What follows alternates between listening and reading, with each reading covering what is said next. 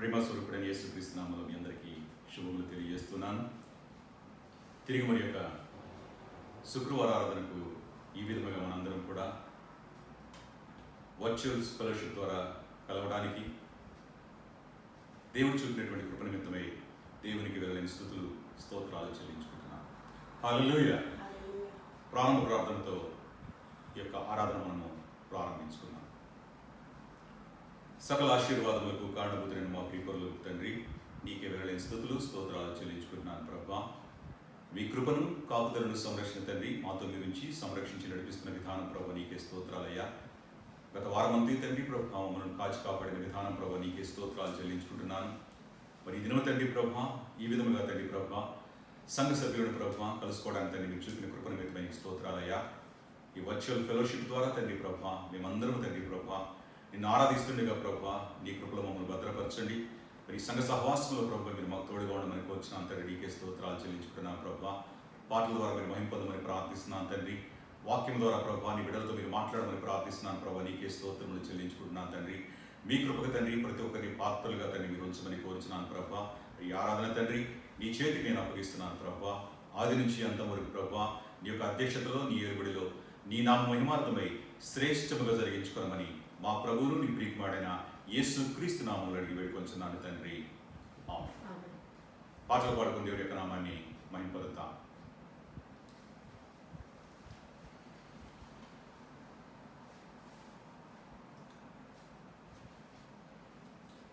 మొట్టమొదటిగా ఈ దినం సదా నా యేసుకే సొంతం అనే పాట పాడి దేవుని యొక్క నామాన్ని మనం మహింపరుద్దాం. ఈ దినం సదా నా యేసుకే సొంతం, నా నాదుని ప్రసన్నత నా తోడ నడుచును. ఈ దినం సదా నా యేసుకే సొంతం, నా నాదుని ప్రసన్నత నా తోడ నడుచును. రానున్న కాలము కలతనివ్వదు, రానున్న కాలము కలతనివ్వదు. నా మంచి కాపరి సదా నన్ను నడుపును, నా మంచి కాపరి సదా నన్ను నడుపును.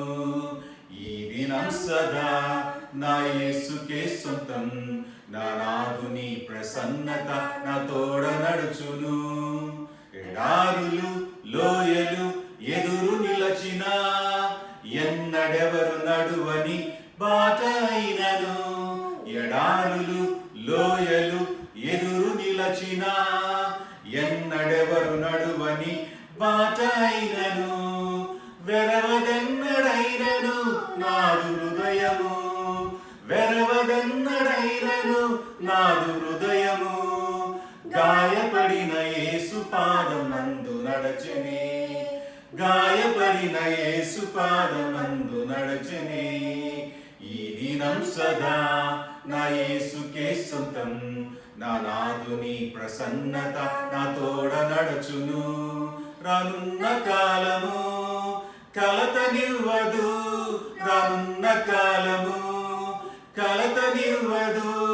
నా మంచి కాపరి సదా నన్ను నడుపును, నా మంచి కాపరి సదా నన్ను నడుపును. ఈ దినం సదా నా యేసుకే సొంతం, నా నాదుని ప్రసన్నత నా తోడ నడుచును.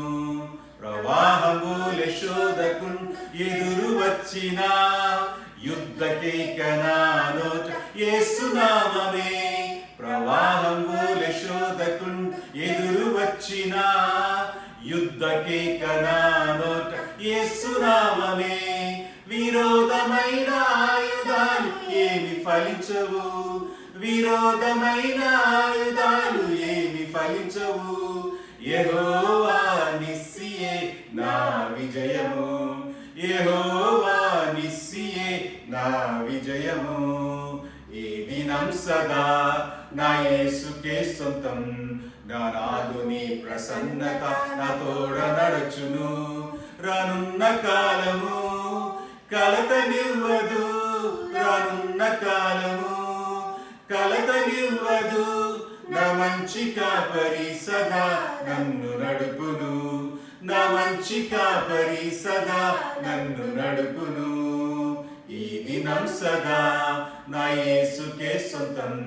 నా నాథుని ప్రసన్నత నా తోడ నడచును. రెండవ పాట సుగుణాల సంపన్నుడ స్తుతిగానాల వారసుడు అనే పాట పాడుకొని మనం దేవుని యొక్క నామాన్ని మహిమపరుద్దాం. సుగుణాల సంపన్నుడా స్తుతిగానాల వారసుడా జీవింతును నిత్యము నీ నీడలో ఆస్వాదింతును నీ మాటల మకరందము.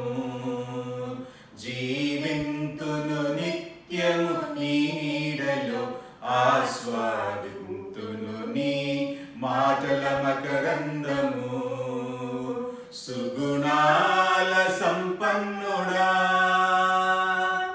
యేసయ్య నీతో జీవించగానే నా బ్రతుకుగా మారేనులే. యేసయ్య నీతో జీవించగానే నా బ్రతుకుగా మారేనులే. నాట్యమాడేను నా అంతరంగం ఇది రక్షణానంద భాగ్యమే. నాట్యమాడేను నా అంతరంగం ఇది రక్షణానంద భాగ్యమే. సుగుణాల సంపన్నుడా స్తుతిగానాల వారసుడా జీవింతును నిత్యము నీ నీడలో ఆస్వాదింతును నీ మాటల మకరందము. జీవింతును నిత్యము నీ నీడలో ఆస్వాదింతును నీ మాటల మకరందము. సుగుణాల సంపన్నుడా యేసయ్య నిన్ను వెన్నంటగానే ఆజ్ఞల మార్గం కనిపించెనే. యేసయ్య నిన్ను వెన్నంటగానే ఆజ్ఞల మార్గం కనిపించెనే. నీవు నన్ను నడిపించగలవు నేను నడువవలసిన త్రోవలో. నీవు నన్ను నడిపించగలవు నేను నడువవలసిన త్రోవలో. సుగుణాల సంపన్నుడా స్తుతిగానాల వారసుడా జీవింతును నిత్యము నీ నీడలో ఆస్వాదింతును నీ మాటల మకరందము. జీవింతును నిత్యము నీ నీడలో ఆస్వాదింతును నీ మాటల మకరందము. సుగుణాల సంపన్నుడా యేసయ్య నీ కృప తలంచగానే నా శ్రమలుగా అనిపించలేదే. యేసయ్య నీ కృప తలంచగానే నా శ్రమలుగా అనిపించలేదే. నీవు నాకిచ్చే మహిమ ఎదుట అవి ఎన్నదగినవి కావే. నీవు నాకిచ్చే మహిమ ఎదుట అవి ఎన్నదగినవి కావే. సుగుణాల సంపన్నుడా స్తుతిగానాల వారసుడా జీవింతును నిత్యము నీ నీడలో ఆస్వాదింతును నీ మాటల మకరందము. జీవింతును నిత్యము నీ నీడలో ఆస్వాదింతును నీ మాటల మకరందము. సుగుణాల సంపన్నుడా. ఇద్దరు మనకు ఏర్పాటు చేయబడిన వాక్య భాగాన్ని చదువుకుందాం. వాక్య పఠనము కీర్తన 39వ కీర్తన ఉదయ చదివిపిస్తుంది.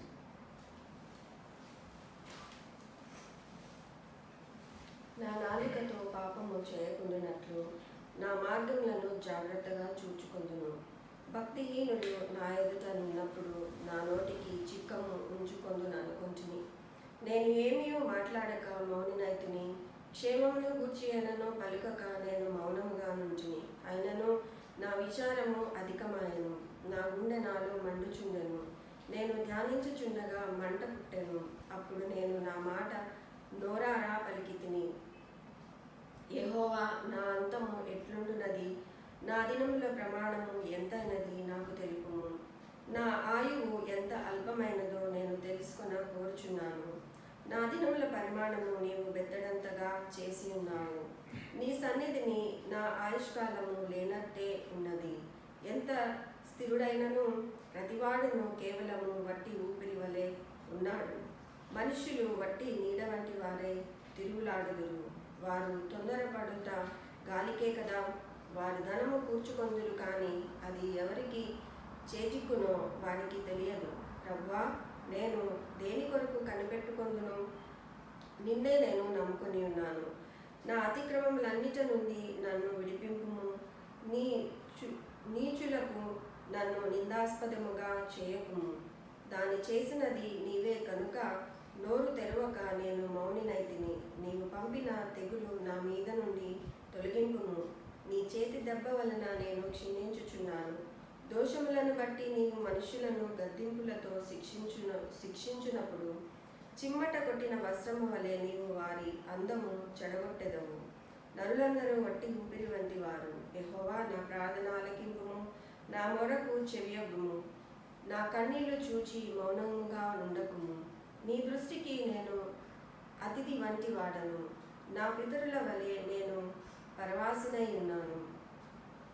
నేను వెళ్ళిపోయి లేకపో మునుపు నేను తెప్పరిల్లునట్లు నన్ను కోపముతో చూడకు. దేవుడి కొద్ది వాక్యం నిప్పులో దీవించును గాక.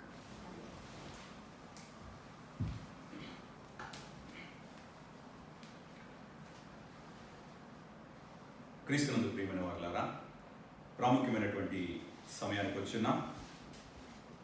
ఈ సమయంలో పరిశుద్ధాత్మదేవుడు మనందరితో మాట్లాడబోతున్నటువంటి వాక్య భాగము యాకోబు రాసిన పత్రిక 3వ అధ్యాయము 1 నుంచి 18 వచనములు. ఆ అధ్యాయం అంతా కూడా మనము ఈ సమయంలో మనము ధ్యానిద్దాం. మరి ఇక వాక్య భాగాన్ని మనం గమనించినట్లయితే ఇది యాకోబు భక్తుడు చెదరి ఉన్నటువంటి 12 గోత్రముల వారికి వ్రాసినటువంటి పత్రిక, యూదులకు వ్రాసినటువంటి పత్రిక.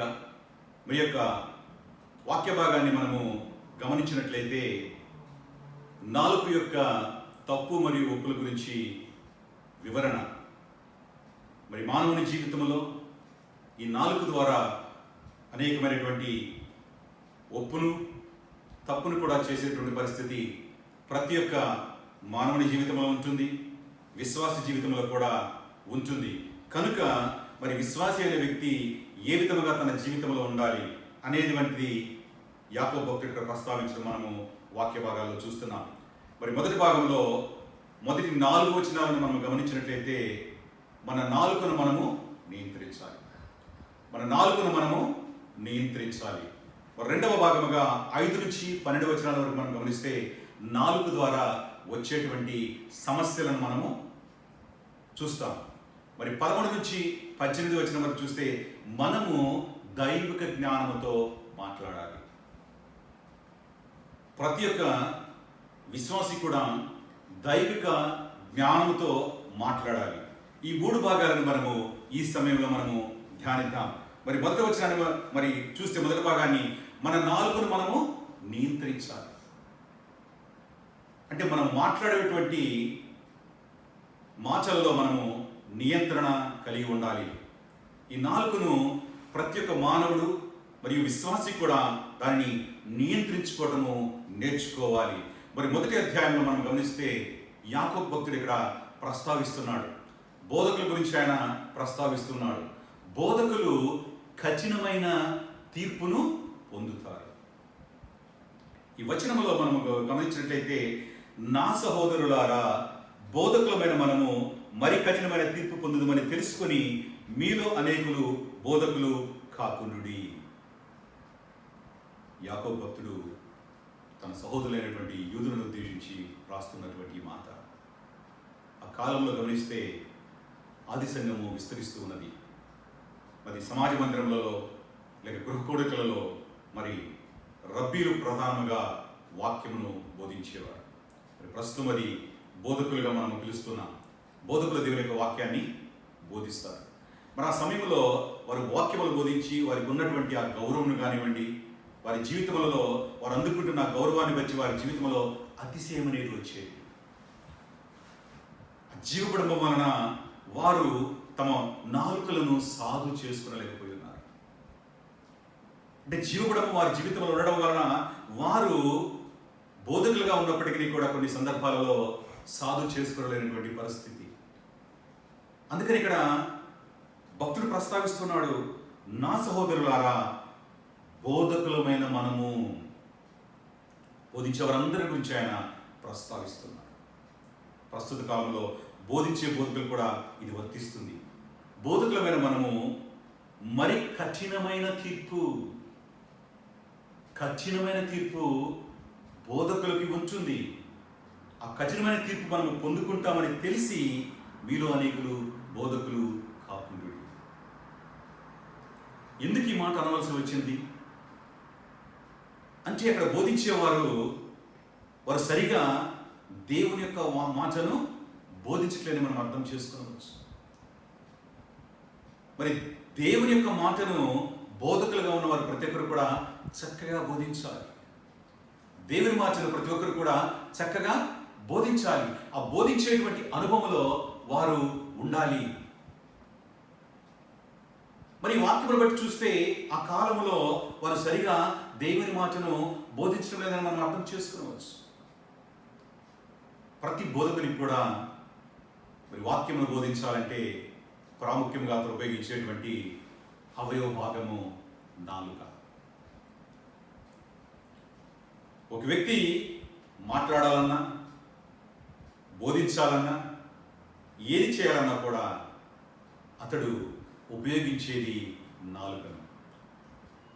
మన శరీర భాగంలో అతి చిన్న అవయవమైనటువంటి నాలుకను బోధకులు ఉపయోగిస్తారు, మానవులు మాట్లాడటానికి ఉపయోగిస్తారు. మరి వాక్య భాగంలో మనం చూసినట్లయితే బోధకులు కఠినమైనటువంటి తీర్పును పొందుతారు. ఎందుకు మరి కఠినమైనటువంటి తీర్పు పొందుతారు? సరిగా వాక్యమును, దేవుని మాటను అవగాహన లేకుండా, తొందరపాటుతో, పరిపక్వత లేకుండా వాక్యమును బోధించినప్పుడు ఇటువంటి ప్రాబ్లమ్స్ అనేవి వస్తాయి. దేవుని యొక్క వాక్యమును బోధించేటువంటి బోధకుడు తను బోధిస్తున్నటువంటి వాక్యము పట్ల పూర్తి అవగాహన కలిగి ఉండాలి.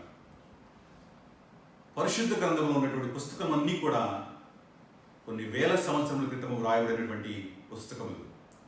మరి పరిశుద్ధ గ్రంథం అర్థం చేసుకోవాలంటే దీని వెనక ఉన్నటువంటి చరిత్ర మనకు తెలియాలి, దీని వెనక ఉన్నటువంటి సంస్కృతి మనకు తెలియాలి, దీని వెనక ఉన్నటువంటి భౌగోళిక పరిస్థితులు తెలియాలి. మరి అంతేకాకుండా ఆ భాష మీద వారు ఉపయోగించినటువంటి భాషా శైలిని కూడా మనము గమనించగలగాలి. శైలి అనేది చాలా ప్రాముఖ్యమైనది. genre is very important thing to be noticed. వాక్య భాగములు వ్రాసినప్పుడు కొన్ని అక్షరార్థంగా వ్రాయబడిన, లిటరల్గా వ్రాయబడినటువంటి మీనింగ్ మనం తీసుకోవాల్సి ఉంటుంది. కొన్ని సందర్భాలలో ఫిగరేటివ్ లాంగ్వేజ్, అలంకారంతో వ్రాయబడినటువంటి మాటలు ఉంటాయి. మరి వాటికి సరిగా అవగాహన చేసుకోకుండా, అర్థం చేసుకోకుండా చాలామంది ప్రస్తుతం ఉన్న బోధకులు అలంకారాన్ని కూడా, అలంకారాత్మకంగా ఉపయోగించిన మాటలను, వాక్యములను కూడా అక్షరార్థముగా వారు తీసుకుంటున్నారు. ఇది కేవలము అవగాహన లేకపోవటం వలన. కొన్ని సందర్భాలలో ఈ యొక్క వాక్యములో ఆ సంస్కృతి తెలియకుండా వాక్యాన్ని ఇంటర్ప్రెట్ చేస్తున్నారు. ప్రతి ఒక్కరు కూడా తెలుసుకోవాలి. ఆ పూర్తి అవగాహన అనేది ఉండాలి. అప్పుడు బోధకులు సరిగా వాక్యమును బోధించగలుగుతారు. వాక్యమును బోధించే విధానంలో సరిగా బోధించేటువంటి అనుభవం వారు ఉంటారు. చరిత్రను తెలుసుకోవాలి, సంస్కృతి తెలుసుకోవాలి, ఉపయోగించినటువంటి భాష పదజాల శైలిని తెలుసుకోవాలి మనం. అంతేకాకుండా ఎవరికి వ్రాయబడినది, ఎందుకు వ్రాయబడి ఉన్నది అనేటువంటిది ద ఫస్ట్ ఆడియన్స్, అది ఎవరికైతే అడ్రస్ చేశారో వారి యొక్క మనోభావం కూడా తెలుసుకోవాల్సిన పరిస్థితి ఉంది. అది గమనించుకోవాలి. గమనించకుండా మనము వాక్యమును అన్వయించలేము. కనుక బోధించే ప్రతి ఒక్కరు కూడా ఇవన్నీ జాగ్రత్తగా చూసుకోవాలి. జాగ్రత్తగా చూసుకొని దానిని ప్రస్తుతం ఉన్న కాలానికి అన్వయించి చెప్పగలగాలి. ప్రస్తుతం ఉన్న కాలంలో దురదృష్టవశాత్తు ఎంతోమంది పూర్తి అవగాహన లేకుండా దేవుని యొక్క వాక్యాన్ని బోధిస్తూ ఉన్నారు. మరి వారు జాగ్రత్తగా గమనించుకోవాలి. వాక్యమును పూర్తిగా నేర్చుకోవాలి, అన్వయించుకోవాలి. ప్రతి ఒక్కరు కూడా సరైన వాక్యమును బోధించడంలో ప్రావీణ్యం సంపాదించుకోవాలి. అదిగో ప్రావీణ్యం సంపాదించుకుంటే ప్రతి ఒక్కరు చక్కగా బోధించవచ్చు. ఇంకను అనేకుల ఆత్మలను దేవుని సన్నిధానానికి నడిపించగలిగేటువంటి అనుభవం వారి జీవితంలో ఉంటుంది. ప్రస్తుతము చాలామంది దీని పట్ల అవగాహన లేకుండా సొంత వాక్యములతో, సొంత జ్ఞానంతో దేవుని యొక్క వాక్యమును బోధించడం వలన అనేకమైనటువంటి సందేహాలు విశ్వాసుల జీవితాల్లో వస్తున్నాయి. కనుక ప్రతి ఒక్క బోధకుడు కూడా పూర్తి పట్టును తను బోధించే అంశం మీద కలిగి ఉండాలి. ఆ వాక్యం ద్వారా ఎదుటి వ్యక్తి జీవితంలో మార్పు అనేది రావాలి. చాలామంది గట్టిగా మాట్లాడి మైకును బద్దలు కొడతారు, లేదా గట్టిగా మాట్లాడి పులిపీట్లు బద్దలు కొడతారు, వాక్యాతులతో వారు మాట్లాడతారు. అంతేకాకుండా వారు అవగాహన లేకుండా మాట్లాడతారు. అందరూ కూడా గమనించవలసిన అంశం ఏంటంటే దేవుని యొక్క వాక్యమును బోధించేటువంటి బోధకుడు పరిపూర్ణమైనటువంటి అవగాహన కలిగి వాక్యము ఏమి చెబుతుందో దానిని సరిగా బోధించినప్పుడు వినేవారి యొక్క హృదయములు బద్దలు కావాలి. వినేవారి యొక్క హృదయాల్లో మార్పు రావాలి. దేవుని మాట సూటిగా వారి హృదయంలో నాటబడాలి. ఎప్పుడైతే ఆ విధంగా జరుగుతుందో వారి జీవితంలో మార్పు వస్తుంది. ఆ మార్పు ద్వారా వారు రక్షణ అనుభవంలో నడిపించబడతారు. క్రీస్తునందు ప్రియమైన వారలారా, నిజముగా మీకు బోధించాలనేటువంటి ఆశ ఉన్నట్లయితే నేను చెప్పేటువంటి మాట ఏమిటంటే చక్కగా మంచి కాలేజీని చూసి ఎంచుకొని 4 సంవత్సరముల వేదాంత విద్యను మీరు అభ్యసించండి. ఎందుకంటే ప్రస్తుత కాలంలో అన్నీ కూడా ఇన్స్టెంట్గా జరిగిపోతున్నాయి. ప్రతి ఒక్కటి కూడా ఇన్స్టెంట్ కావాలి. ఓపిక లేదు. ఓవర్ నైట్ ప్రీచర్ అయిపోవాలి. దానికి అనుగుణంగానే అనేకమైన కాలేజీలు కూడా 3 నెలల్లో వేదాంత విద్యని మేము అభ్యసింప చేస్తామని పోరాటాలు కూడా మనం చూస్తున్నాం. ఆ విధమైన వాటిల్లో మీరు ప్రావీణ్యం పొందుకోలేరు. ఇది దేవుని యొక్క మాట పరిశుద్ధ గ్రంథంలో తెలుసుకోవాలంటే ప్రాముఖ్యంగా మీరు అన్ని విషయాలలో జ్ఞానం పొందుకోవాలి. అన్ని విషయాలలో అభ్యాసం చేయగలగాలి. దానికి సమయం పడుతుంది. కనుక చక్కగా చదవండి. మరి ఇంకను కూడా చదవాలని ఆశ ఉండి కూడా చదవలేనటువంటి అనేకులు, సెమినరీకి వెళ్ళలేని అనేకులు కూడా ఉంటారు. మరి వారు ప్రస్తుత సమాజంలో ఈ యొక్క టెక్నాలజీలో మనకు ప్రత్యేక పుస్తకం కూడా చక్కగా దొరుకుతుంది. మీ సంఘాలలో ఉన్నటువంటి బోధకులను అడగండి, పెద్దలను అడగండి, వేదాంత విద్యను అభ్యసించిన వారిని అడగండి. వారు చక్కగా మీకు తెలియపరుస్తారు. వారి యొక్క గైడెన్స్లో మీరు మంచిగా దేవుని యొక్క వాక్యమును బోధించగలడానికి మీకు అవకాశం ఉంటుంది. ప్రతి విశ్వాసి కూడా సంసిద్ధుడిగా ఉండాలి వాక్యం చెప్పడానికి. మరి సంసిద్ధుడైన వ్యక్తి ప్రావీణ్యం సంపాదించుకోవాలి. ఎప్పుడైతే ఆ ప్రావీణ్యం అనేది మన జీవితంలో ఉంటుందో మనకు దేవుని దృష్టికి అంగీకారంగా ఉంటాం, దేవుని మాటను చక్కగా మనం చెప్పగలుగుతాం, మరి ఆ తీర్పు నుంచి మనము తప్పించుకోగలుగుతాం. కనుక బోధకులు చక్కగా అవగాహన కలిగి ఉండాలి. మరి అప్పుడు ఆ కాలంలో ఉన్నటువంటి బోధించే వారి గురించి ఈ మాటను ప్రస్తావిస్తున్నాడు. బోధకులు ఖచ్చితమైన తీర్పును పొందుతారు. మరి ప్రస్తుత కాలం కూడా అది వర్తిస్తుంది. బోధించే వారందరూ కూడా దే నీడ్ టు ఎగ్జామిన్, పరీక్షించుకోవాలి. వారు చెబుతున్న మాటలు బైబిల్కి అనుగుణంగా ఉంటున్నాయా, లేక సొంత మాటలు చెబుతున్నామా, వాక్చాతుర్యంతో చెబుతున్నామా. చదవండి, అభ్యాసం పొందండి, దేవుని యొక్క మాటను నేర్చుకోండి. పరిపూర్ణం ఎప్పుడైతే నేర్చుకుంటామో మన జీవితంలో దేవునికి నమ్మకమైనటువంటి బిడ్డలుగా మనం ఉంటాం. ఆ విధముగా మనము బోధించే వారందరూ కూడా ఉండాలని పరిశుద్ధాత్మ దేవుడు హెచ్చరిస్తూ ఉన్నాడు. మరి రెండవ మాట మనం గమనిస్తే, బోధకులు మాట యందు తప్పకూడదు. బోధకులు తాము మాట్లాడేటువంటి మాట, తాము మాట్లాడే మాటల గురించి వారు తప్పకుండా ఉండాలి. అంటే మాట విషయంలో వారు జాగ్రత్త కలిగి ఉండాలి.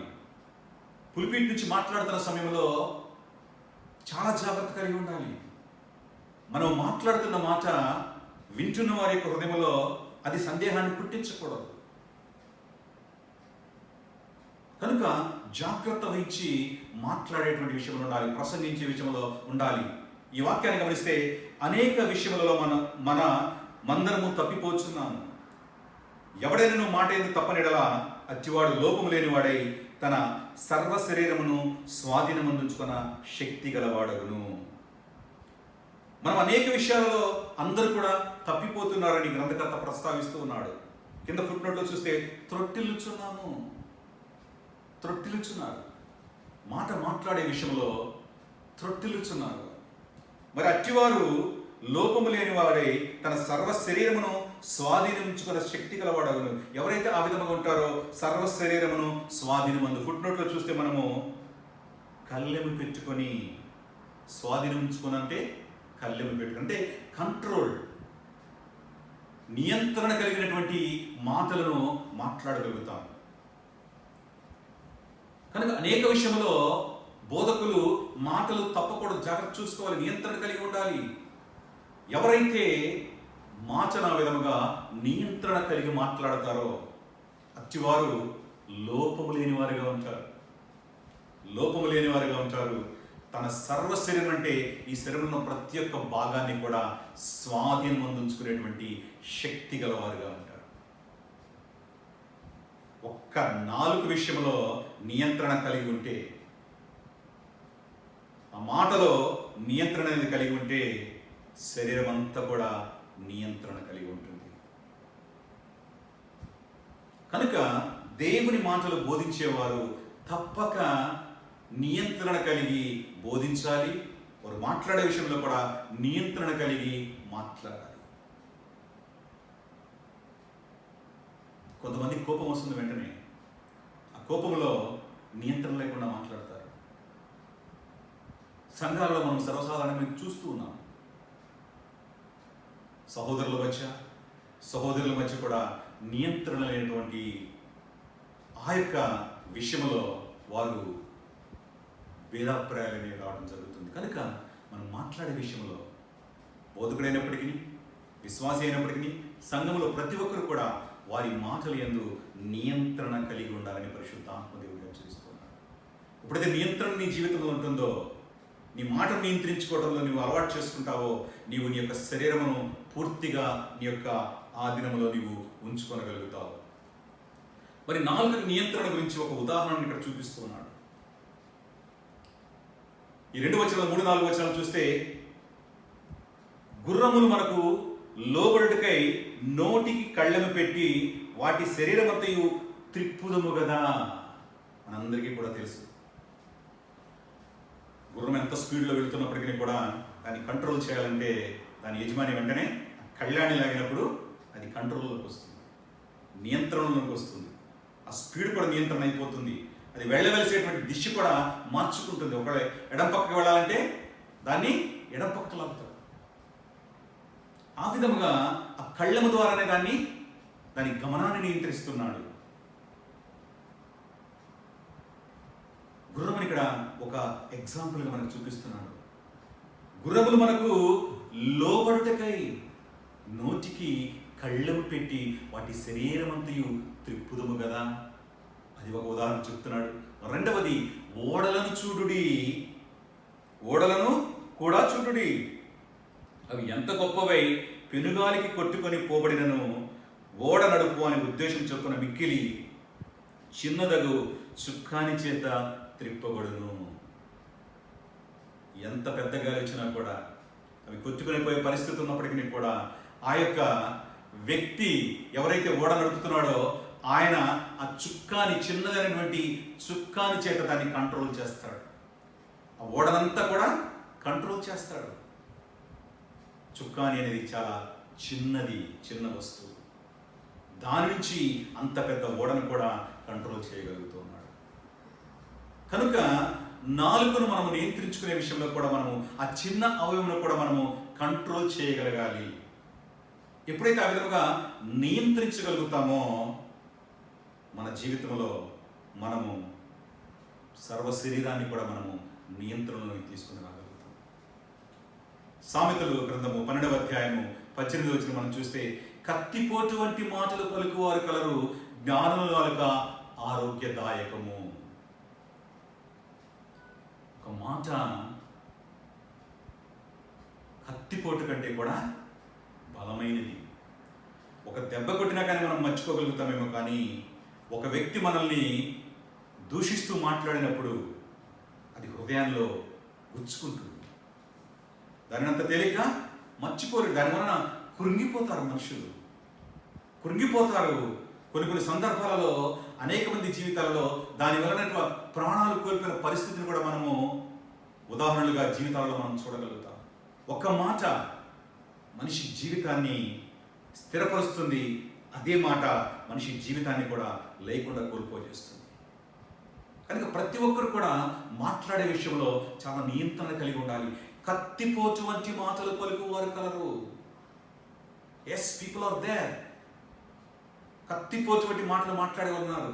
క్రిటిసైజ్ చేస్తారు మాటల ద్వారా, అవహేళన చేస్తారు మాటల ద్వారా. అటువంటి మాటలు నరహత్య కంటే పాపకరమైనవి, కత్తితో పొడిచిన దానికంటే పాపవంతమైనవి. కనుక మాట్లాడే విషయంలో జాగ్రత్త వహించాలి, నియంత్రణ కలిగి ఉండాలి. మరి జ్ఞానుల యొక్క నాలుక ఆరోగ్యదాయకము. ఎందుకంటే జ్ఞానులు చక్కగా వారి నియంత్రణ కలిగి మాట్లాడతారు, మంచి మాటలు మాట్లాడతారు, మోటివేషన్ చేసేటువంటి మాటలు మాట్లాడతారు, దేవుని మాటలు మాట్లాడగలుగుతారు. దేవుని జ్ఞానం పొందుకున్నటువంటి బోధకులు దేవుని మాటలు మాట్లాడి ఆరోగ్యదాయకమైనటువంటి పరిస్థితిని వారి జీవితంలో కల్పించాలి. ఆరోగ్యదాయకమైనటువంటి పరిస్థితిని వారి జీవితంలో కనిపించాలి. చాలా సంఘాలలో మనం గమనిస్తూ ఉంటాం, వారమంతా కూడా సంఘస్థులు కష్టపడి దేవుని సన్నిధానానికి వారు వస్తారు. వారు వచ్చినప్పుడు మరి వారిని బలపరిచేటువంటి మాటలు బోధకులు మాట్లాడాలి, వారిని బలపరిచేటువంటి మాటలు మాట్లాడాలి. అంతేకాని వారు సంఘంలో ఉన్నప్పుడు కూడా నీవు పాపివి అని 10 సార్లు మాట్లాడితే వారిలో ఏం ఆదరణ కలుగుతుంది? పాపివని చెప్పే విధానంలో జ్ఞానవంతంగా చెప్పగలగాలి. వారి యొక్క పాపంను అర్థం చేసుకునేటట్లు వాక్యమును ఎంచుకొని ఆ వాక్యమును సరిగా బోధిస్తూ వారికి కన్క్లూషన్లో చిన్నగా చెప్పినప్పుడు వారికి అర్థమవుతుంది. అంతేకాని వారి వైపు చేతులు చూపించి వారి వైపు గట్టిగా మాట్లాడి పాపి అంటే ఇంకనూ కూడా బాధలో ఉంటాడు, కానీ తన పాపం గురించి ఆలోచించలేదు. జ్ఞానముగా చెప్పాలి, దేవుని మాటలను జ్ఞానవంతముగా చెప్పగలగాలి. పాపి ఆ మాటల ద్వారా తన హృదయమును తను గ్రహించగలగాలి. చాలామంది పుల్పిట్ నుంచి కూడా క్రిటిసైజ్ చేసి మాట్లాడతారు, అది తగదు. బోధకులకు అది తగదు.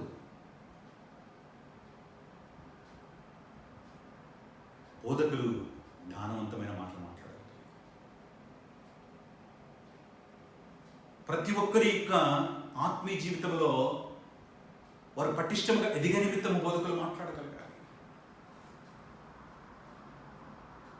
ప్రేమను కల్పించే విధంలో ప్రేమపూరితమైనటువంటి మాటలు మాట్లాడాలి, వారికి అర్థమయ్యే విధంగా మాట్లాడాలి. వారిలో పరివర్తన తెచ్చే విధముగా దేవుని మాటలు మాట్లాడగలగాలి. అంతేకాని వారి జీవితంలో కఠినమైనటువంటి మాటలు మాట్లాడే అనుభవంలో ఉండకూడదు. కనుకనే జ్ఞానుల నాలుక ఆరోగ్యదాయకము. బోధించేవారు ఆ నాలుక పట్ల నియంత్రణ కలిగి జ్ఞానయుక్తముగా దేవుని యొక్క మాటలను బోధించే అనుభవం ఉండాలి.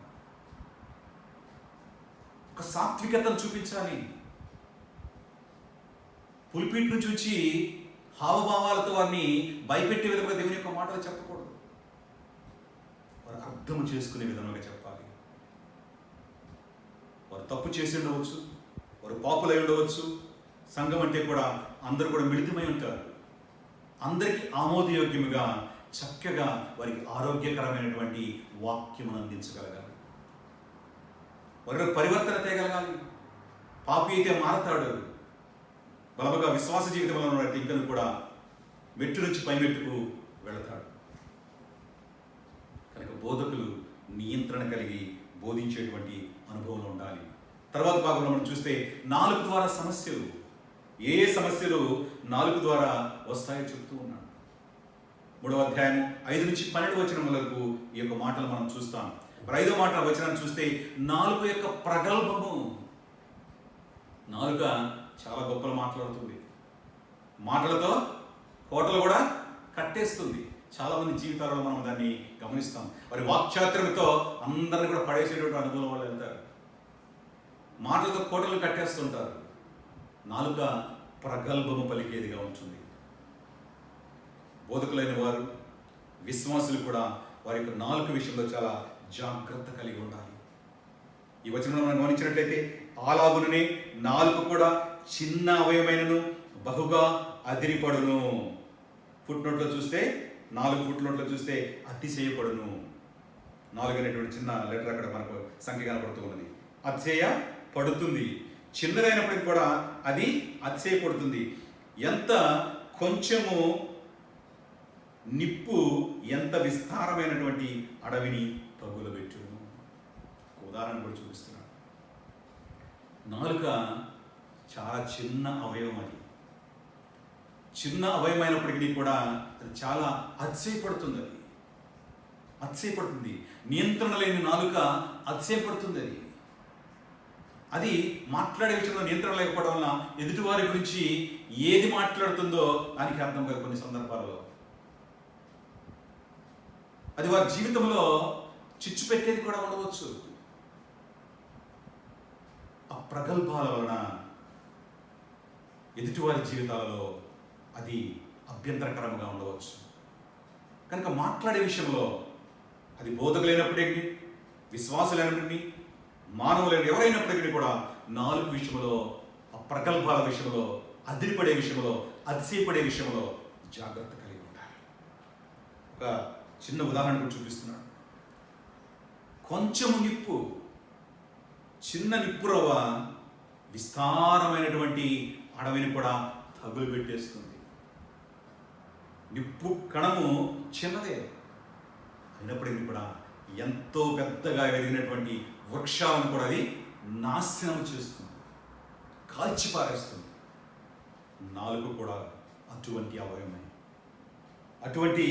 అవయవమే కనుక దాని విషయంలో నియంత్రణ కలిగి ఉండాలి. ఆ ప్రగల్భాల విషయంలో నియంత్రణ కలిగి ఉండాలి. 6వ వచనం చూస్తే నాలుగు ద్వారా మాలిన్యము మరియు చిచ్చు.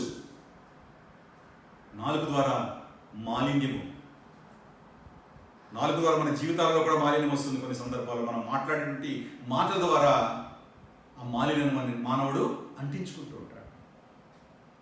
ఆ మాటల ద్వారా అనేక మంది జీవితాలలో చిచ్చు పెట్టేది కూడా ఉంటుంది. అది కనుక జాగ్రత్త వహించాలి. 6వ వచనం చూసినట్లయితే నాలుక అగ్నియే. ఒక చిన్న నిప్పు కణము ఏ విధంగా విస్తారమైనటువంటి అడవిని కాల్చివేస్తుందో, మరి నాలుక కూడా అగ్నియే. అగ్ని వంటిది నాలుక. మండించే స్వభావం కలిగినటువంటిది నాలుక. ఎదుటివారి జీవితాలను తుత్తునీయులుగా చేయగలిగినటువంటి శక్తి నాలుకకున్నది. అది చిన్న అవయమైనప్పటికీ కూడా అది వారి జీవితాలలో ప్రభావాన్ని చూపిస్తుంది. కనుకనే మాట్లాడే విషయంలో కూడా జాగ్రత్త ఎంత అవసరమో మనం దీని ద్వారా మనం గ్రహించగలుగుతున్నాం. నాలుక అగ్నియే. నాలుక మన అవయవంలో ఉంచబడిన పాప ప్రపంచమై సర్వ శరీరమునకును మాలిన్యము కలుగు చేయొచ్చు. మన శరీరంలో ఉంచబడినటువంటి పాప ప్రపంచం అది. దీని మాటల ద్వారా, నియంత్రణ లేని మాటల ద్వారా అది శరీరానికి కూడా మాలిన్యాన్ని అంటగడుతున్నది. పాప ప్రపంచము అంటే, పాప ప్రపంచం అంటే ఈ యొక్క నాలుక హృదయంలో ఏదుంటేది మాట్లాడేస్తుంది. హృదయాన్ని బట్టే నాలుక మాట్లాడుతుంది అనేక సందర్భాలలో. మరి హృదయంలో చెడు ఉంటే ఆ చెడును నాలుక ద్వారా అది బయటకు తీసుకొని వస్తుంది.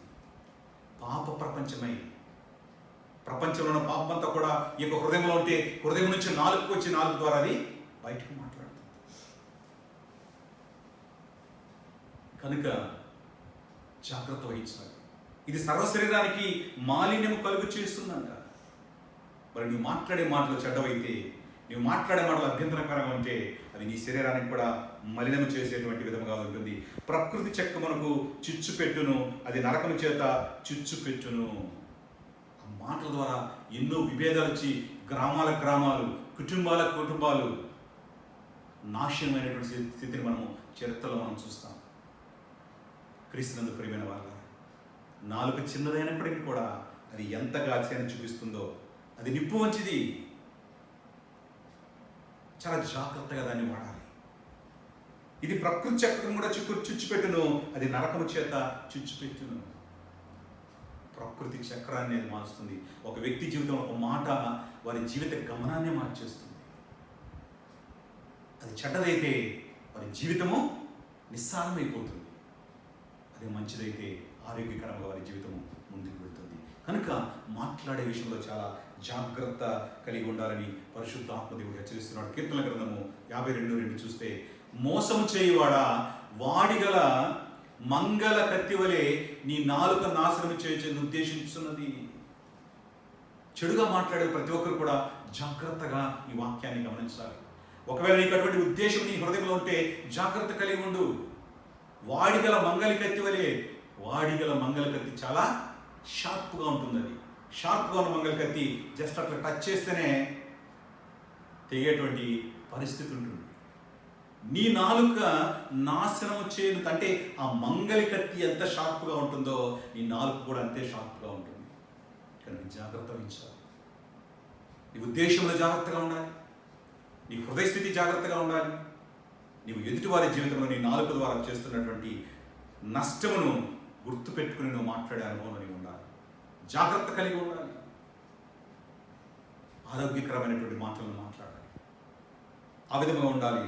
మరి తర్వాత వాక్య భాగాన్ని మనం చూస్తే, నాలుకను సాధు చేసుకొనకపోవటం చాలా కష్టం, చాలా కష్టం. ఇది మనము ఈ లోకంలో ఉన్నప్పుడు మనం పక్షులను కూడా సాధు చేస్తాం, సర్పాలను కూడా సాధు చేసేవారు ఉన్నారు, జంతువులను సాధు చేస్తారు. కానీ మానవుడు నాలుకను సాధు చేయలేకపోతున్నాడు. మానవుడు నాలుకను సాధు చేయలేకపోతున్నాడు. అభ్యసించాలి, దీన్ని అభ్యాసం చేయాలి. దీన్ని యాకోబు 3:7 చూస్తే, మృగ పక్షి సర్ప జలచరములలో ప్రతి జాతియు నరజాతి చేత సాధు కాజాలను, సాధు ఆయన కానీ ఏ నరుడును నాలుగును సాధు చేయనేరుడు. అది మరణకరమైన విషయంతో నిండినది, అది నిరర్గళమైన దుష్టత్వమే. మాటల నాలుగు గురించి భక్తుడు ప్రస్తావిస్తున్నాడు. మృగాల్ని, పక్షుల్ని, సర్పాల్ని, జలచరాలలో ప్రతి జాతియు నరజాతి చేత సాధు కాజాలను, సాధు చేయగలము. అవి సాధు అవుతాయి. వాటిని మచ్చిక చేసుకుంటే అవి చక్కగా మన మాటను వింటాయి. కానీ మానవుడు నాలుగు విషయంలో సాధు చేయలేకపోతున్నాడు, నియంత్రణ సాధించుకోలేకపోతున్నాడు, అభ్యాసము చేయలేకపోతున్నాడు. అది ఎటువంటిదంటే అది మరణకరమైన విషముతో నిండినది, అది నిరర్గళమైనది. ఆ నిరర్గళమైన దుష్టత్వం ద్వారా మానవుని జీవితంలో మరణకరమైన విషయంతో నిండిపోయినటువంటి పరిస్థితి మనం చూస్తాం. చాలా జాగ్రత్త వహించాలి. మాటల విషయాల్లో చాలా జాగ్రత్త వహించాలి. ఇవి ఎదుటి వ్యక్తి జీవితంలో ఆ జీవితాన్ని నాశనం చేసే విధంగా ఉంటాయి, బాగుపరిచే విధంగా ఉంటాయి. కనుక బోధకులైన వారు, విశ్వాసి కానివ్వండి, ఎవరైనప్పటికీ కూడా దాన్ని సాధు చేయడం అభ్యసించుకోవాలి. సాధు చేయలేకపోతున్నారు, సాధు చేయనేరడనేటువంటి మాటను మనం ఇక్కడ చూస్తూ ఉన్నాం. సామెతలు 21 చూస్తే, నోటి నాలుకను బద్ధం చేసుకున్నవాడు శ్రమల నుండి తన ప్రాణమును కాపాడుకును. కొంతమందికి దాన్ని నోటి తుత్తర అంటారు, మరి మామూలు భాషలో నోరు ఊరుకోదు, తక్కువని మాట్లాడేస్తారు. దానివల్ల దెబ్బలు తిన్న పరిస్థితులు కూడా వారి జీవితాల్లో మనం చూస్తాం. కనుక నోటిని నాలుకను భద్రం చేసుకున్నవాడు శ్రమల నుండి తన ప్రాణమును కాపాడుకున్నాను. ఎప్పుడైతే మంచి మాటలు మాట్లాడతావో నీ ప్రాబ్లం ఏమి ఉండదు. ఎప్పుడైతే ఆ తొందరపాటు నువ్వు మాట్లాడేస్తావో, అసంకల్పితంగా నువ్వు మాట్లాడేస్తావో, నీ జీవితంలో శ్రమ వస్తుంది. ఎంతోమందిని మనం చూడవచ్చు, ఆ తొందరపాటు వలన వారు మాట్లాడేస్తారు. ఒకటి గుర్తుపెట్టుకోవాలి, మనం విడువబడినటువంటి బాణము, మాట్లాడినటువంటి మాట, గడిచిపోయినటువంటి సమయము, ఈ మూడు కూడా ఎప్పటికీ కూడా తిరిగి తీసుకుని రాలేము. ఒక్కసారి మాట బయటకు వెళ్ళిందంటే అది చేయవలసిన డిస్ట్రాక్షన్ను చేసేస్తుంది. మంచి అయితే మంచిని చేస్తుంది, చెడు అయితే శ్రమను తీసుకొస్తుంది, ఎదుటివారి జీవితంలో డిస్ట్రాక్షన్ కూడా తీసుకొస్తుంది. తద్వారా మాట్లాడిన వ్యక్తి జీవితంలో కూడా శ్రమ. కనుక నాలుకను, నోటిని భద్రం చేసుకుని జాగ్రత్తగా కాచుకొని మాట్లాడేవాడు, ఆచితూచి మాట్లాడేవాడు, నియంత్రణ కలిగి మాట్లాడేవాడు శ్రమ నుండి తన ప్రాణాన్ని కాపాడుకుంటాడని దేవుని యొక్క వాక్యం హెచ్చరిస్తుంది. మరి నీ జీవితంలో నీవు ఏ విధంగా మాట్లాడుతున్నావో ఒక్కసారి నిన్ను పరిశీలించుకో, దాన్ని భద్రం చేసుకో, నియంత్రించుకో. ఒకవేళ నీ జీవితంలో మంచి మాట్లాడితే దేవుని స్తోత్రం, చెడుగా మాట్లాడుతున్నావేమో, శ్రమలు వస్తాయి, జాగ్రత్త. నీ ప్రాణమునికి అది ప్రమాదకరంగా ఉంటుంది, నీ జీవితానికి అది ప్రమాదకరంగా ఉంటుంది. కనుక భద్రముగా, అంటే నియంత్రణ కలిగి తన మాటలను మాట్లాడాలని పరిశుద్ధాత్ముడు హెచ్చరిస్తున్నాడు. కీర్తన 143 చూస్తే, పాము నాలుక వలె వారు తమ నాలుకలు వాడి చేయుదురు, వారి పెదవుల కింద సర్ప విషయం ఉన్నది. సర్ప విషయం కంటే భయంకరమైనది నాలుక. వారి హృదయంలో చెడు నిండుకొని ఉన్నప్పుడు అది నాలుక ద్వారా, అంటే పాము కాటు కంటే కూడా భయంకరమైనది నాలుకలోంచి వచ్చే మాటలు. పాము నాలుక వలె వారు తమ నాలుకలు వాడి చేయుదురు. sharpen their tongues with the words. నాలుకను షార్ప్ చేస్తారు, వాడిగల ఖడ్గములను తయారు చేస్తారు. వారి పెదవుల కింద సర్ప విషయం ఉన్నది. విషయాన్ని చిమ్ముతారు, మాటల ద్వారా విషయాన్ని చిమ్ముతారు. ఎదుటి వ్యక్తిని, వారి జీవితాన్ని నాశనం చేసేదిగా మాట్లాడవచ్చు. క్రీస్తునందు ప్రియమైన దేవుని బిడ్డలారా, క్రైస్తవ విశ్వాస జీవితంలో మాట చాలా జాగ్రత్తగా ఉండాలి. ఎదుటి వారి జీవితంలో ప్రేమను కురిపించేదిగా, సమాధానమును పంచేదిగా మాటలు ఉండాలి. కానీ విషమును విరచింపేదిగా ఆ వ్యక్తి మాటలు ఉండకూడదు. బోధకులు గ్రహించాలి, విశ్వాసి గ్రహించాలి, ప్రతి ఒక్క మానవుడు కూడా గ్రహించవలసినటువంటి అవసరం ఉంది. నియంత్రణ కలిగి ఉండడము, సాధు చేసుకుండడం నాలుగుని నేర్చుకోవాలి. తర్వాత వచనం చూసినట్లయితే యాకోబు భక్తుడు ఇక్కడ రాస్తూ ఉన్నాడు, నాలుగు యొక్క డ్యూయల్ నేచర్ని అక్కడ చూపిస్తూ ఉన్నాడు ఆయన. దీనితో తండ్రి అయిన ప్రభువును స్తుతింతుము, దీనితోనే దేవుని పోలికగా పుట్టిన మనుషులను శపింతుము. రెండు జరుగుతున్నాయి ఇక్కడ, నాలుగు ద్వారా దీవెన మరియు శాపం. Is it possible? కానీ మానవుడి జీవితంలో అది పాసిబుల్ చేస్తున్నాడు. ఎందుకంటే సాధు చేయట్లేదు కనుక రెండు చేస్తున్నాడు. దీనితోనే మనము దేవుని సన్నిధానానికి వస్తాం, దేవుని సన్నిధిలో కూర్చుంటాం, ప్రార్థన చేస్తాం, ఆయన స్తుతిస్తాం, ఆరాధిస్తాం, స్తోత్రాలు చెప్తాం. మరి ఆ నాలుగుతోనే దేవుని పోలిక ఉంటున్న మనుషులను కూడా దూషిస్తాం, తోలనాడతాం, శపిస్తాం. చాలామంది జీవితాలలో ఇది ఉన్నది, చాలామంది జీవితాలలో ఇది ఉన్నది. జాగ్రత్త కలిగి ఉండాలి. అటువంటి స్వభావం నీ జీవితంలో ఉంటే జాగ్రత్త కలిగి ఉండు. ఒకవేళ నాలుగు ద్వారా నీవు దీవిస్తున్నావేమో, అట్ ది సేమ్ టైం అదే నాలుగు ద్వారా శాపాన్ని కూడా నీవు చూపిస్తున్నావేమో. నీ నాలుగు ద్వారా మాట్లాడుతున్నావేమో. దేవుని స్తుతిస్తున్నావు నీ నాలుకతో, దేవుని పురితో నరుని కూడా నీవు నాలుగుతోనే శపిస్తున్నావు, దూషిస్తున్నావు, ఆయన గురించి పరుషంగా నీవు మాట్లాడగలుగుతున్నావు. ఆ విధంగా ఉంటే జాగ్రత్త. దానికి ఒక ఎగ్జాంపుల్స్ని కూడా మనం చూస్తున్నాం. నాలుగుతో చేయకూడదు ఇక్కడ 10వ వచనంలో మనం చూస్తున్నాం.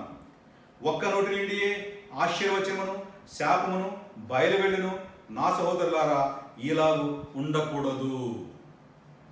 మరి ఒక్క నోటి 4 నుంచే స్తుతి వెళుతుంది, ఆశీర్వాదం వెళుతుంది, శాపం కూడా వెళుతుంది. కనుక ఆ విధముగా నాలుకతో చేయకూడదు, ఉండకూడదని ఇక్కడ గ్రంథకర్త పరిశుద్ధాత్మ ప్రేరేపణ చేత రాస్తున్నాడు. ఒక్క నోటి ఆశీర్వచనము శాపను బయలు వెళ్ళును, నా సహోదరులారా ఇలా ఉండకూడదు. నాలుగుతో నువ్వు చేయబడిన పని. అదే నాలుగుతో ఆశీర్వచనము శాపవచనము వెళుతున్నప్పుడు ఆ విధముగా ఉండకూడదు. అయ్యా మీరు ఆ విధంగా ఉండకూడదు. దేవుని బిడ్డలుగా ఉన్న మీ జీవితంలో ఒక్కటే ఉండాలి, ఆశీర్వచనమే ఉండాలి. శాపం అనేది లోకస్తులకు సంబంధించినది. విశ్వాస జీవితంలో ఆశీర్వచనం ఉండాలి, ప్రేమతో కూడిన మాటలు ఉండాలి, ఆరోగ్యకరమైనటువంటి సంభాషణ ఉండాలి. అంతేకాని శాపములు, క్రిటిసైజింగ్ అనేది వారి జీవితాలలో ఉండకూడదు. ఇక్కడ 11-12 చూసే ఉదాహరణ చూపిస్తున్నాడు. నీటి బుగ్గలో ఒక్క జల నుండి తీయని నీరును చేదు నీరును ఊరునా. ఈ 4 ద్వారా చేసే క్రియలు చెడ్డవని చూపించడానికి, అంటే ఒక 4 ద్వారా మంచిని చెడును ఉండవు, అది చెడ్డదే. ఆ విధంగా ఉంటే అది సరైనటువంటి పద్ధతి ఆ జీవితంలో లేదని అర్థం. ఆ క్రియలు చెడ్డవని చూపించడానికి ఒక ఉదాహరణ చూపిస్తున్నాడు. నీటి బుగ్గలో ఒక జల నుండి తీయని నీరును చేదు నీరును ఊరునా. ప్రశ్నిస్తూ ఉన్నాడు, ప్రశ్నార్థకం. ఒక ఊట దగ్గర నుంచి వస్తే చాలా తీయని నీరైనా వస్తుంది, లేకపోతే నీరు ఉప్పగానే ఉంటుంది, చేదుగానే ఉంటుంది. 2 కలిసి రావడం అనేది జరగదు. రెండవది ఏమని చెప్తున్నాడు? నా సహోదరులారా అంజూరు చెట్టున ఒలివ పండ్లైనను ద్రాక్ష తీగను అంజూర పండ్లైనను కాయునా. మరలా ప్రశ్నిస్తూ ఉన్నాడు. అచ్చువలనే ఉప్పు నీళ్ళలో నుండి తీయని నీళ్ళవు ఊరవు. అంజూరపు చెట్టుకి ఎప్పుడు కూడా ఒలివ పండ్లు నువ్వు కోయవు. ద్రాక్ష తీగకి ఎప్పుడు కూడా అంజూరపు చెట్లు నీవు, అంజూరపు పండ్లు నీవు కోయవు. అంజూరపు చెట్టు అంజూరాన్ని ఇస్తుంది, ద్రాక్ష తీగ ద్రాక్ష పళ్ళని ఇస్తుంది, ఒలివ చెట్టు ఆలివ్ ఫ్రూట్స్ని అది ఇస్తుంది. మరి అవి తమ క్రియ చొప్పున తమకు చెందినటువంటి వాటిని ఇస్తుంది, కానీ వేరే వాటిని ఇవ్వడం లేదు. మరి మనిషి జీవితంలో కూడా ఒక నోటి నుంచి ఏ విధంగా ఆశీర్వచనము శాపం వెళుతుంది, వెళ్ళకూడదు. అది చెడ్డ క్రియ. అందుకని చివరిలో చెప్తున్నాడు, అటువలనే ఉప్పు నీళ్ళ నుండి తీయని నీళ్లు ఊరవు. అదేవిధంగా దేవుని బిడ్డల నోచిలో ఆ నాలుక నియంత్రించబడి ఉంటుంది కనుక, దేవుని మాటలతో నిండిపోయి ఉంటుంది కనుక, శాపవచనము కానీ వారిని పరుష పద్ధతులతో దూషించడం కానీ దేవుని యొక్క బిడ్డల జీవితంలో ఉండదు. కనుక జాగ్రత్త వహించి నీ యొక్క నాలుకను నియంత్రించుకోవాలి. చివరి భాగంలో మనం చూసినట్లయితే మనము దైవిక జ్ఞానంతో మాట్లాడాలి. దైవిక జ్ఞానంతో మాట్లాడాలి. 11వ వచనం చూసినట్లయితే జ్ఞానము కల వ్యక్తి తన క్రియల ద్వారా దైవిక జ్ఞానాన్ని చూపిస్తాడు. జ్ఞానం కలిగినటువంటి వ్యక్తి తన క్రియల ద్వారా దైవికమైనటువంటి జ్ఞానాన్ని ఆయన చూపిస్తాడు. మీలో జ్ఞాన వివేకములు కలవాడేవాడు ఎవరున్నారయ్యా? మీలో జ్ఞాన వివేకములు కలవాడు, వాడు జ్ఞానంతో కూడిన సాత్వికము కలవాడై తన యోగ్య ప్రవర్తన వలన తన క్రియను కనపరచవలెను. జ్ఞానం కలిగినటువంటి వ్యక్తి జ్ఞానంతో కూడినటువంటి సాత్వికత కలవాడై, దేవుని మాట ద్వారా మనం జ్ఞానాన్ని అందిపుచ్చుకుంటున్నాము. ఈ జ్ఞానం ద్వారా మన జీవితంలో ఏముండాలి? సాత్వికత ఉండాలి. మాట్లాడే విషయంలో సాత్వికత మన జీవితంలో ఉండాలి. సాత్వికత కలవాడై తన యోగ్య ప్రవర్తన వలన తన క్రియలను కనపరచవలెను. తన బిహేవియర్ ద్వారా, ఎవరితో నాలుగుతో మాట్లాడే మాట కూడా ఇట్ కమ్స్ అండర్ బిహేవియర్. మన బిహేవియర్ ద్వారా మనం కనపరచాలి, మంచి క్రియలు మనము కనపరచాలి. కనుక జ్ఞానం కలిగిన వ్యక్తి తన క్రియల ద్వారా దైవిక జ్ఞానాన్ని చూపిస్తాడని గ్రంథకర్త తెలియజేస్తున్నాడు. మరి జ్ఞానం లేని వ్యక్తి లోక జ్ఞానం ద్వారా తన హృదయాన్ని వెల్లడిస్తాడు.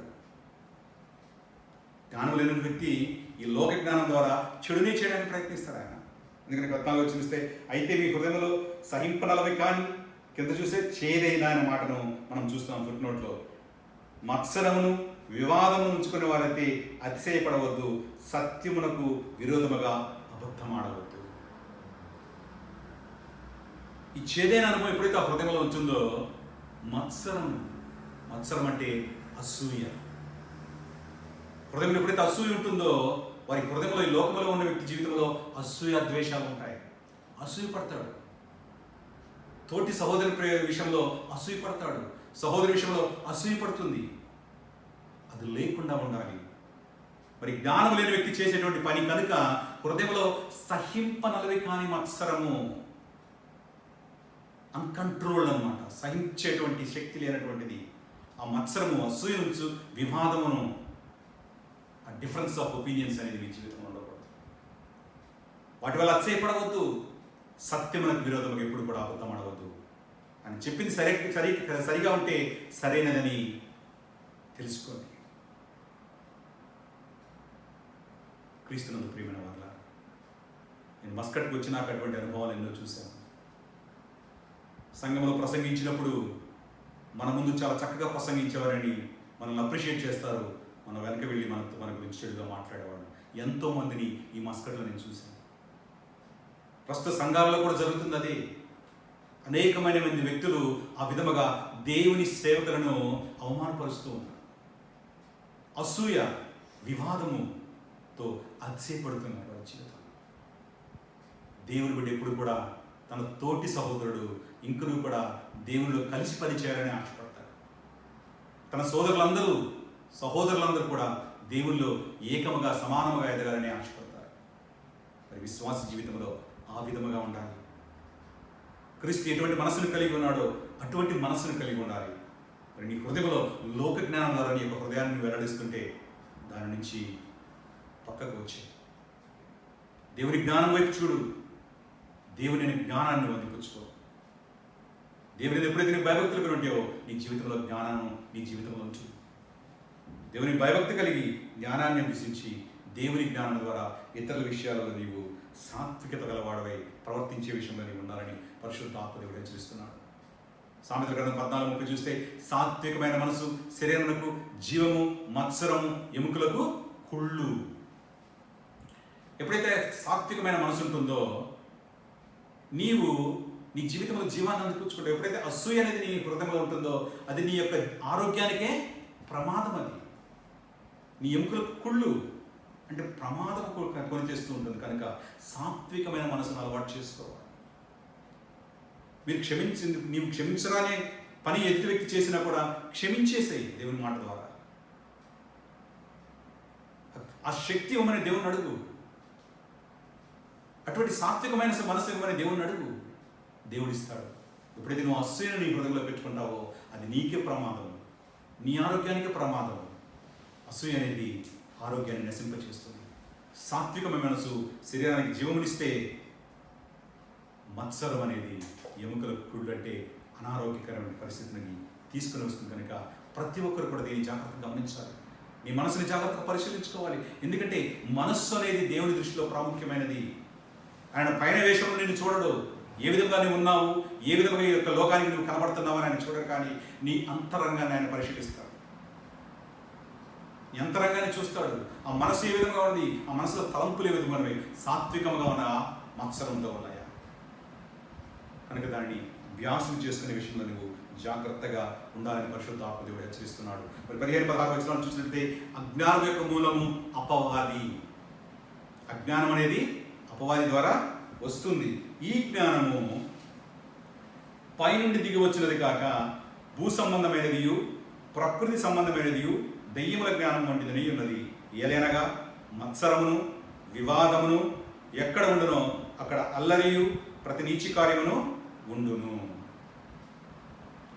ఈ యొక్క జ్ఞానము అపవాది నుంచి వస్తుంది. ఈ హృదయంలో మత్సరం పెట్టుకుని ఉండటము ఇవన్నీ కూడా అపవాది దగ్గర నుంచి వస్తాయి. అది భూ సంబంధమైనది, ప్రకృతి సంబంధమైనది, దెయ్యముల జ్ఞానం వంటిది అని చెప్తూ ఉన్నాడు అక్కడ. అందుకని ఏలయనగా మత్సరమును, వివాదమును ఎక్కడ ఉండునో అక్కడ అల్లరియు ప్రతి నీచ కార్యమును ఉండును. సో ఈ విషయంలో అందరూ కూడా జాగ్రత్త వహించాలి. లోక జ్ఞానాన్ని కలిగి ఉన్నావా లేక దేవుని జ్ఞానాన్ని కలిగి ఉన్నావా? జాగ్రత్త గమనించుకోవాలి. ఈ జ్ఞానము పైనుండి వచ్చినది కాక, పైనుండి అంటే దేవుని వద్ద నుండి వచ్చినది కాక, క్రీస్తు నుండి వచ్చినది కాక, భూ సంబంధం భూలోక మనుషుల ద్వారా వచ్చింది, అపవాది ద్వారా వచ్చింది, ప్రకృతి సంబంధమైనది, దయ్యముల జ్ఞానం వంటిదే ఉన్నదంట. అది మత్సరమును వివాదం ఎక్కడ ఉంటుందో అల్లరియు ప్రతి నీచ కార్యము అక్కడ ఉంటాయి. ఈ దెయ్యముల జ్ఞానం ఎక్కడైతే ఉంటుందో అక్కడ మత్సరం ఉంటుంది, వివాదం ఉంటుంది, అక్కడ అల్లరి కూడా, ప్రతి నీచ కార్యాలు కూడా ఉంటాయి. ప్రస్తుత సంఘాలలో ప్రతి సంఘ సభ్యుడు కూడా ప్రశ్నించుకోవాల్సిన అంశం. సంఘాలలో ఎన్నో సంఘాలలో ఇటువంటి డిఫరెన్స్ ఆఫ్ ఒపీనియన్ మనం చూస్తూ ఉన్నాం. జాగ్రత్త వహించాలి, దేవుని జ్ఞానం ఆశ్రయించాలి. ఈ లోక జ్ఞానము తగదు, విశ్వాస జీవితంలో ఈ లోక జ్ఞానము తగదు. 2 కత్తులు ఒక వరలో ఇమడవు, ఒక వరలో ఇమడవు. కనుక జాగ్రత్త కలిగి ఉండాలి. చివరగా 17వ వచనం చూసినట్టయితే, నిజమైన జ్ఞానం పైనుంచి వస్తుంది. నిజమైన జ్ఞానం అనేది దేవుని యొద్ద నుంచి అనగా క్రీస్తు యొద్ద నుంచి వస్తుంది. పైనుండి వచ్చే జ్ఞానం మొట్టమొదట పవిత్రమైనది, తర్వాత సమాధానకరమైనది, మృదువైనది, సులభంగా లోబడినది, కనికరంతోనూ మంచి ఫలముతోనూ నిండిపోయినది, పక్షపాతమైనను వేషధారణను లేనిదియునై ఉన్నది. 8 ప్రాముఖ్యమైన అంశాలు ఇక్కడ మనకు కనబడుతూ ఉన్నాయి. 6 క్వాలిటీస్. ఆ జ్ఞానం మొట్టమొదట పవిత్రమైనది, సమాధానకరమైనది, మృదువైనది, సులభంగా లోబడినది, కనికరముతోనూ మంచి ఫలముతోనూ నిండుకున్నది, పక్షపాతమైనను వేషధారణను లేనున్నది. ఆ జ్ఞానంలో వేషధారణ ఉందండి. చాలామంది జీవితాలలో ప్రస్తుతము పైకి చక్కగా మాట్లాడతారు, కానీ అంతరంగం అంతా కూడా ఈ లోక జ్ఞానంతో మాట పైకి మాట్లాడతారు, ప్రేమను కనపరుస్తారు, ప్రేమతో మాట్లాడతారు, కానీ అంతరంగంలో లోకము ఉన్నది, వేషధారణ. అటువంటి అనుభవంలో నిజమైనటువంటి జ్ఞానం కలిగినటువంటి వ్యక్తి జీవితం ఉండదు. కనుక ఆ వ్యక్తి జీవితంలో ఉండదు పవిత్రమైన జ్ఞానము. సమాధానాన్ని చూపిస్తుంది, ఎక్కడ కూడా మృదువుగా మాట్లాడుతుంది, సులభంగా ఎదుటి వ్యక్తికి లోబడుతుంది. అది లోబడే అనుభవం తీసుకుని వస్తుంది. కనికరంతోనూ మంచి ఫలములతో, అంటే కనికరాన్ని చూపించేటువంటి మనస్తత్వం ఉంటుంది, మంచి ఫలాన్ని వస్తుంది. దాని ద్వారా ఆ ఫలముతో నిండుకుంటుంది, సత్ఫలితాన్ని ఇస్తుంది. అటువంటి స్వభావము, పక్షపాతము, డిస్క్రిమినేషన్ అనేది ఉండదు, వేషధారణ కూడా ఉండదు. దేవుడి నుంచి వచ్చే జ్ఞానాన్ని అందిపుచ్చుకున్న ఈ పరిశుద్ధ గ్రంథం, దేవుని వాక్యం ద్వారా నువ్వు జ్ఞానాన్ని అందిపుచ్చుకుంటే నీ జీవితము ఈ విధముగా ఉండాలి. చివరికి మనం గమనించితే 18వ వచనం, నీతి ఫలము సమాధానం చేయవారికి సమాధానమందు విత్తబడును. ఎవరైతే సమాధానాన్ని విత్తుతారో సమాధానం ద్వారా నీతి అనే ఫలాన్ని వారు కోస్తారు, మంచి ఫలాన్ని వారు కోస్తారు. నీ తోటి మనుషులతో, నీ సహోదరులతో, నీ కుటుంబంలో, నీ స్నేహితుల మీద మధ్యలో నీవు ఎప్పుడైతే సమాధానాన్ని కోరుకుంటావో, సమాధానాన్ని విత్తుతావో, అది మంచి ఫలముగా నీ జీవితంలో ఉంటుంది. నీతి ఫలము సమాధానం చేయవారికి, సమాధానం ఎవరైతే చేస్తారో వారు ఆ సమాధానాన్ని విత్తుతారో వారి జీవితంలో నీతి ఫలం అనేది ఉంటుంది. క్రీస్తునందు ప్రియమైన వారలారా, మరి నీ జీవితంలో ఏ విధముగా నీవు ఉండాలి, నాలుగుని ఏ విధముగా నీవు సాధు చేసుకోవాలో ఒక్కసారి నువ్వు గమనించు. బోధించే విషయంలో జాగ్రత్త వహించు, నాలుగు నియంత్రణలను తీసుకునిరా, దేవుని యొక్క జ్ఞానమును ఆశ్రయించు. కీర్తన 85 చూస్తే, కృపా సత్యములు కలుసుకునేవి నీతి సమాధానములు ఒకదాన్నొకటి ముద్దు పెట్టుకుని. ఎక్కడైతే సమాధానం ఉంటుందో అక్కడ నీతి ఉంటుంది. ఎక్కడైతే సత్యము, దేవుని మాట, సత్యమైన దేవుని వాక్యం ఉంటుందో అక్కడ దేవుని కృప మెండుగా ఉంటుంది. ఆ విధముగా నీ విశ్వాస జీవితం ఉండాలి. ఆ విధముగా నీ జీవితంలో దేవునికి మహిమకరంగా నీ యొక్క విశ్వాస జీవితం కొనసాగాలి. బోధకులైన వారు నిజమైన దేవుని జ్ఞానాన్ని అవగాహన చేసుకొని పరిశుద్ధాత్మ సహాయంతో నీవు దాన్ని బోధించేటువంటి అనుభవం నీవు ఉండాలి. నాలుగు నియంత్రణ చేసుకోవాలి, సమాధానాన్ని విత్తాలి, సమాధానంతో ప్రతి ఒక్కరితో ఉండాలి. ఆ విధముగా దేవుని యొక్క జ్ఞానాన్ని అందించుకొని ముందు జీవితంలో బలమైనటువంటి విశ్వాసకులుగా మీరు ఉండడానికి పరిశుద్ధాత్మ దేవుడు మీకు సహాయం చేయను గాక. ఈ కొద్ది మాట కూడా దేవుడు ఆశీర్వదించును గాక. ఆమేన్. ముగి ప్రార్థన చేసుకుందాం. స్తోత్రం స్తోత్రం స్తోత్రం స్తోత్రం స్తోత్రము ప్రభా, స్తోత్రము తండ్రి, నీకే వేరైన స్తుతులు స్తోత్రాలు చెల్లించుకుంటున్నాను ప్రభా. మీ కృపను కాపుదలను సంరక్షించండి, మాతో గురించి సంరక్షించి నడిపించిన విధానం ప్రభా, నీకే స్తోత్రాలయ్యా. మరి తండ్రి, ఈ యొక్క సహవాసం ద్వారా తండ్రి ప్రభా, వర్చువల్ ఫెలోషిప్ ద్వారా తండ్రి, ఈ యొక్క ప్రోగ్రామ్ను వీక్షిస్తున్న ప్రతి ఒక్కరితో మీరు తోడుగా ఉండమని కోరుచున్నాను ప్రభా.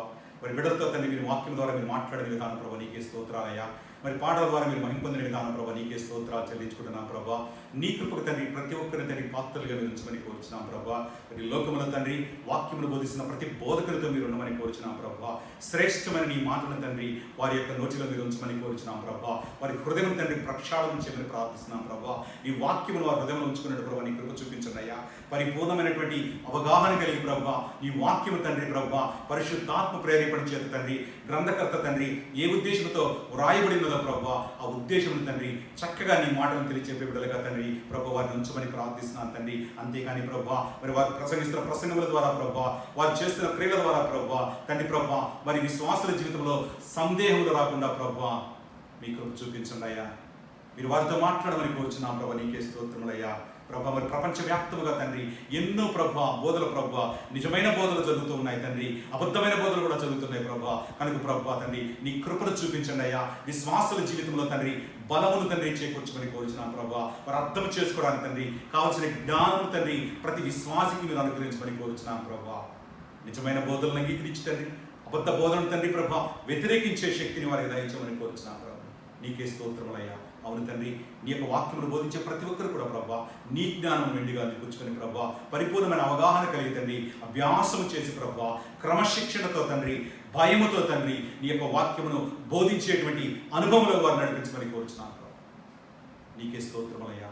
మీ కృపలో భద్రపరచండి. ఇంకొన్ని ఎంతమంది బిడ్డలు తండ్రి వాక్యమును బోధించాలని తండ్రి ఆశ కలిగి ఉన్నారో ప్రభా వారి తండ్రి నీ జ్ఞానమును దయచేయమని ప్రార్థిస్తున్నాను తండ్రి. వారు అభ్యసించడానికి కావాల్సినటువంటి మార్గమును తండ్రి మీరు తెరవమని ప్రార్థిస్తున్నాం ప్రభా. నీకే స్తోత్రములయ్యా.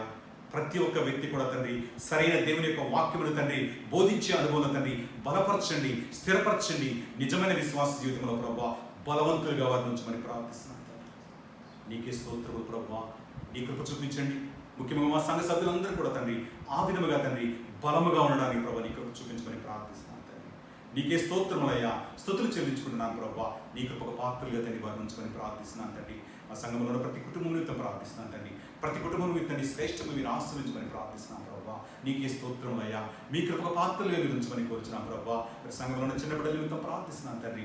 శరీసనాల నిమిత్తం ప్రార్థిస్తున్నాను ప్రభా. నీ కృప చూపించండి అయ్యా. మీ కాపుదలను అనుగ్రహించండి. చిన్న బిడ్డలు మీరు సంరక్షించండి అయ్యా. అదేవిధంగా తండ్రి మా సంఘంలో ఉన్న ప్రతి చిన్న బిడ్డ నిమిత్తం ప్రార్థిస్తున్నాను తండ్రి.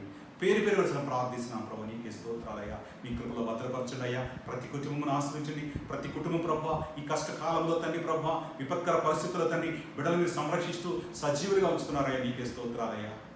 వారికి ధైర్యమును బలమును దయచేయండి. ఈ వాక్యం ద్వారా వారిని బలపరచండి, స్థిరపరచండి అయ్యా. ప్రస్తుతం ఉన్నటువంటి ఈ పాండమిక్ సిచ్యువేషన్ ప్రభా తొలగిపోయినట్టు ప్రభా నీ కృప చూపించండి అయ్యా. త్వరలో మేమందరము తండ్రి సంఘంలో తెరవబడి తండ్రి నీ సన్నిధానంలో ప్రభా అందరం తండ్రి కలిసి ప్రభా నేను మహింపరిచే బిడ్డలుగా మమ్మల్ని మీరు ఉంచమని కోరుచున్నాం ప్రభా. నీకే స్తోత్రాలు.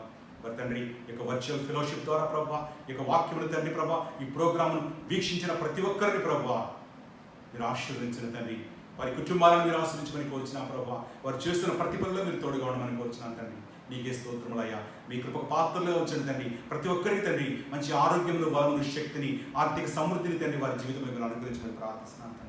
నీకే స్తోత్రములు. మీ కృపలో మమ్మల్ని భద్రపరచండి. మా సంఘమును ఆశ్రయించండి. సంఘ బిడ్డలందరినీ ప్రభు శ్రేష్టమైన ఆశీర్వాదం మీరు ఆశ్రయించి మీ కృపలో భద్రపరచమని మా ప్రభుని ప్రియపడే యేసుక్రీస్తునామములో అడిగి వేడుకొంచున్నాను తండ్రి. ఆమేన్. ముందు మా తండ్రి మీ నామం పరిశుద్ధపరచబడును గాక. మీ రాజ్యం వచ్చును గాక. మీ చిత్తం పరలోకమందు నెరవేరును గాక. మానదిన ఆహారాన్ని దయచేసి మాడల అపరాధం చేసిన మీకు క్షమించిన ప్రకారం మా ప్రవేశించండి. మమ్మల్ని శోధన తెగ దృష్టిని తప్పించండి. ఎందుకనగా రాజ్యమును శక్తియు మహిమయు నిరంతరం